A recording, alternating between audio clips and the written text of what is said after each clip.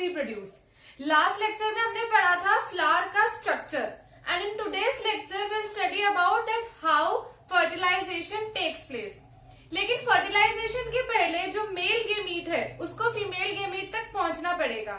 Okay, so the process of transfer of pollen grains from anther to the stigma of the pistil is known as pollination. पहले हमें pollination का process पढ़ना है, then we will study the process of fertilisation. तो pollen का anther से लेके pistol की स्टिग्मा के टॉप तक पहुंचना, ये जो प्रोसेस है ये कहलाता है पॉलिनेशन.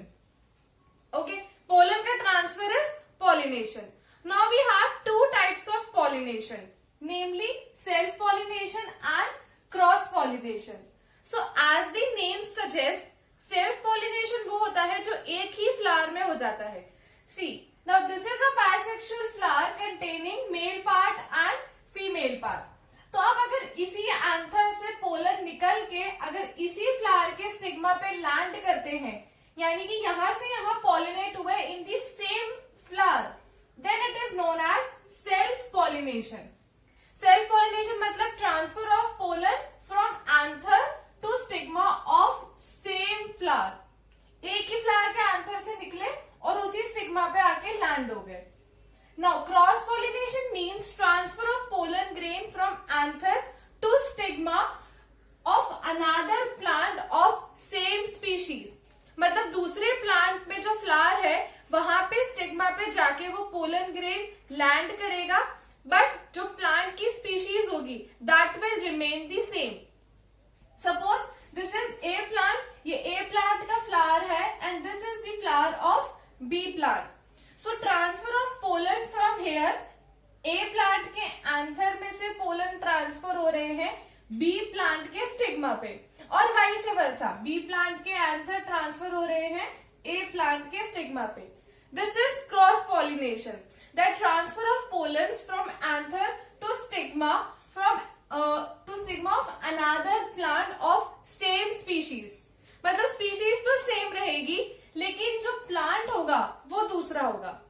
ठीक है, मतलब सेम फ्लावर में हो रहा है then it is self pollination, और अगर दूसरे प्लांट में जाके उस फ्लावर पे उस स्टिग्मा पे जाके अगर पोलन अटैच हो रहे हैं then it is cross pollination.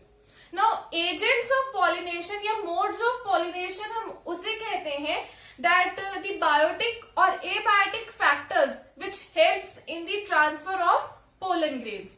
तो abiotic factors कौन से हो जाएंगे? एयर हो गया, वाटर हो गया. अगर इसकी वजह से पोलन का ट्रांसफर हो रहा है एंथर से स्टिग्मा पे, so air and water are the abiotic agents of pollination. Agents मतलब जिसके थ्रू वो प्रोसेस परफॉर्म हो रहा है. And it may be biotic factors also, like insects हो गए, एनिमल्स हो गए, है ना. मैंने बताया था कि फ्लावर्स की जो पेटल्स होती हैं those are coloured because they attract insect. तो जब उस कलर से, उस फ्रेग्रेंस से इंसेक्ट अट्रैक्ट होके उस फ्लावर तक आएंगे एंड फिर जब वो जाके दूसरे फ्लावर पे बैठेंगे, in this way they will do the process of pollination. Now next we'll study about the fertilization.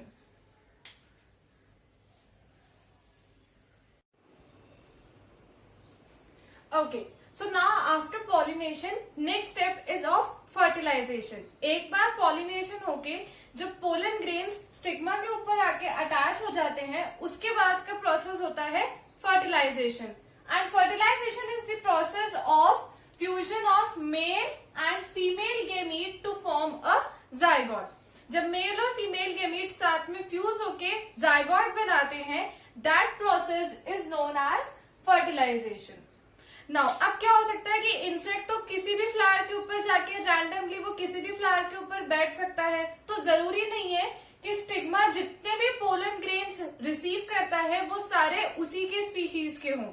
इसीलिए with the help of certain chemicals stigma उन्हीं पोलन ग्रेन्स को ग्रो करने देता है जो उसकी स्पीशीज के हो, जो उसके लिए एप्रोप्रिएट हो. Some chemicals are secreted for that. That means only the pollen grains of same species could germinate further. इतना सेंस स्टिग्मा कर सकता है. अब फर्टिलाइजेशन के स्टेप्स क्या होते हैं, देखो सबसे पहले तो ये पोलन ग्रेन आकर स्टिग्मा पे अटैच हो गया, इतना काम तो हो गया था पॉलिनेशन का। अब अटैचमेंट के बाद जो पोलन ग्रेन उस प्लांट के लिए सूटेबल है, stigma allows that pollen grain to germinate further. तो अटैच होने के बाद पहले तो पोलन ग्रेन बर्स्ट होगा एंड एक पोलन ट्यूब का फॉर्मेशन करेगा। अब इस पोलन ट्यूब को कैसे पता है कि ओव्यूल कहाँ पे है, what is in what direction the pollen tube has to grow. तो उसके लिए भी ओव्यूल्स में से कुछ केमिकल्स सिक्रीट होते हैं which guide the pollen tube to the ovule. यहाँ से केमिकल सिक्रीट होंगे जिसकी वजह से पोलन ट्यूब को एक डायरेक्शन मिलती है कि उसको किस डायरेक्शन में ग्रो करना है। तो सबसे पहले तो पोलन ग्रेन बर्स्ट हुए, पोलन ट्यूब का फॉर्मेशन हुआ which is growing towards the ovule. Ovule तक वो ग्रो करती है। एक बार वो ग्रो करने लग जाए उसके बाद क्या होता है, देखो इसके अंदर पोलन ग्रेन्स के अंदर होते हैं male gametes. So the male gametes starts to move towards the ovule. ठीक है, ट्यूब का फॉर्मेशन हो गया। अब उस ट्यूब में वो मेल गैमीट जो है it will move towards the ovule, it starts moving towards the female egg। यहां तक एक बार पहुंच गया, फिर ओव्यूल तक जाने के बाद उस ओव्यूल के अंदर होता है फीमेल गैमीट। वहां पर जाके इनका फर्टिलाइजेशन होगा of male and female gamete. Fertilisation हो गया या हम उसको कहते हैं फ्यूजन हो गया, एंड उसके बाद जो स्ट्रक्चर बनता है it is known as zygote. ठीक है, मतलब सिंपली पोलन ग्रेन बर्स्ट हुआ, एक ट्यूब बनी, ओव्यूल तक गई, उस ट्यूब में मेल गैमीट मूव किया और ओव्यूल के अंदर तक पहुंचा जहां पर फीमेल गैमीट था। वहां पे जाके मेल एंड फीमेल गैमीट का फ्यूजन हुआ and zygote is form. This is the process of fertilisation. अब नेक्स्ट हम पढ़ेंगे कि फर्टिलाइजेशन के बाद उस ओव्यूल के अंदर जो जाइगोट बना है उसमें क्या क्या चेंजेस आते हैं and how the fruits and seeds are formed.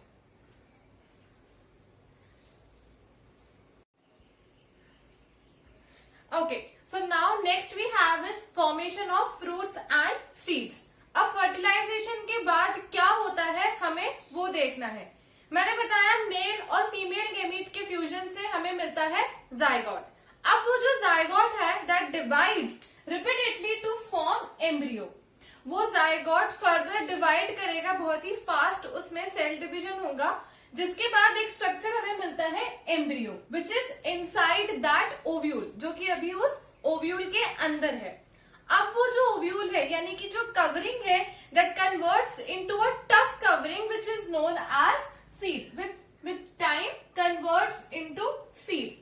मतलब suppose this is our ovule और इस ओव्यूल के अंदर ये हमारा जाइगोट था, this black one is the zygote, okay, and this is the ovule. So this zygote divides to form एक multicellular structure बनता है, इट इज नोन एज एम्ब्रियो। एक रिपीटेड सेल डिवीजन के बाद एक स्टेज कहलाती है एम्ब्रियो, एंड ये जो आउटर कवरिंग है ओव्यूल जो एम्ब्रियो के अराउंड है it develops a tough coat. ये एक हार्ड स्ट्रक्चर में कन्वर्ट हो जाती है जो कुछ समय बाद हम उस स्ट्रक्चर को कहते हैं seed. That means ovule converts to form seed. ठीक है, अब नेक्स्टली जो ओवरी होती है, ओवरी इज द स्ट्रक्चर जिसके अंदर ओव्यूल्स प्रेजेंट होते हैं। तो वो जो ओवरी है with time it converts to form fruit. उस ओवरी से बनता है fruit. That means ovary converts to form fruit and ovules convert to form seeds. इसके अलावा बाकी फ्लावर में जितने भी पार्ट्स होते हैं, नेमली पेटल्स हो गया, सेपल्स हो गया, स्टिग्मा, स्टाइल, स्टेमन, ये सब ड्राई होके एक टाइम के बाद गिर जाते हैं एंड बचता है हमारे पास सिर्फ एक फ्रूट। दैट मीन्स ओव्यूल से हमें मिला सीड एंड ओवरी ने बना लिया fruit at the time of maturity. ठीक है, so if the question arises that fruit is the form of, it is the mature form of ovary and seed is the mature form of ovule. अब seed कैसे germinate होता है, अभी हमने पढ़ा कि उस सीड के अंदर जो स्ट्रक्चर है वो कहलाता है embryo. The embryo inside the seed is in dormant form. अभी ये dormant form में है. Dormant means कि अभी ये develop नहीं करेगा. जब इसको conditions suitable available हो जाएंगी, then it will develop. तो जब उस seed को suitable environmental conditions मिलती है, like optimum temperature, water, air, जब उसको properly plant किया जाता है soil में, then the embryo inside it develops, the seed germinates to form a new plant. अभी सपोज एक सीड रखा हुआ है, किसी फ्रूट के अंदर है या नॉर्मली कोई सीड प्रेजेंट है, तो it will not grow because वो सीड की टफ कवरिंग है और उसके अंदर वो एम्ब्रियो प्रेजेंट है. जब उस सीड को प्रॉपर सूटेबल एनवायरमेंटल कंडीशंस मिलती है, तब वो जो उसका सीड की हार्ड कवरिंग है, that seed coat, it breaks down and then फिर उसके अंदर का embryo give rise to a new plant. But when only when the suitable conditions are available. By suitable conditions we means water, air, temperature, ये conditions जब properly available होती है. अब जब seed germinate होता है, it looks something like this, जिसके अंदर cotyledons होते हैं. This is a dicot seed जिसके अंदर दो cotyledons present है. The monocotyledonous seed, which is a monocot seed, it contains only one cotyledon. अभी यहाँ पे ये दोनों cotyledon है एंड जब ये सीड जर्मिनेट करेगा तो इसके जो ऊपर वाला पार्ट होता है वो कहलाता है plumule and lower part is known as radicle. तो जो प्लम्यूल है वो तो जर्मिनेट होके, ग्रो होके, डेवलप होके बनाता है प्लांट की shoot. That is the upper part of the plant. जो स्टेम होती है, जो शूट होती है, वो बनती है प्लम्यूल से. And radicle forms the root of the plant. ठीक है, ये नीचे की तरफ है तो यहाँ से इधर ग्रो करेगा तो ये बनाएगा roots and plumule forms the shoot of the plant. अब ये जो कॉटिलेडन होता है, this cotyledon helps as the stored food. ये स्टोर्ड फूड की तरह एक्ट करता है and help the seed to germinate. ये सीड को जर्मिनेट करने में हेल्प करेगा. ये अपने अंदर फूड का स्टोरेज रखता है कि जब सीड को न्यूट्रिशन की रिक्वायरमेंट है, फूड चाहिए, so that is supplied by the cotyledon. Also, the cotyledon is the first part which appears above the ground when seed grows. जब seed grow होके जो हमें सबसे पहला पार्ट दिखता है ग्राउंड के ऊपर, that is known as cotyledon. Now cotyledon are also known as embryonic leaf. इनको हम embryonic leaf भी बोलते हैं. मतलब एम्ब्रियो के अंदर जो लीफी स्ट्रक्चर होता है, that is the cotyledon. And जो ग्रो होने के बाद, जो ग्राउंड में से बाहर आने के बाद जो सबसे पहला स्ट्रक्चर दिखता है, that is cotyledon. Also it helps as the stored food for the seed. So this was our today's topic, that fertilisation कैसे होता है and how the fruits and seeds are form. Thank you for listening.